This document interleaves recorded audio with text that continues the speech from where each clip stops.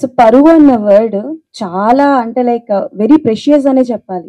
So middle class ఫ్యామిలీకి కావచ్చు, hire genre ఫ్యామిలీకి కావచ్చు. సో చిన్న చిన్న విషయాలు కూడా చేయడానికి ఆలోచిస్తూ ఉంటారు. అరే పరువు పోయిందిగా అని అంటుంటారు. So any silly thing that మీరు చేసేటప్పుడు పరువు పోతదేమో ఇలాంటివి చేసినప్పుడు అని అనుకునేది ఏదైనా in a comedy way or It joke? happened when I was in 10th grade. I did something very bad, and I had a quarrel with my school classmate. అప్పుడు కొంచెం గొడవ అయింది అండ్ హెడ్ పగిలిపోయింది కొంచెం.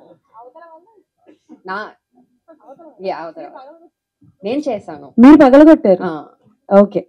సో దానికోసం నా పేరెంట్స్ని పిలిచారు స్కూల్కి, హెడ్ మాస్టర్, అండ్ టీసీ కూడా ఇచ్చేసారు.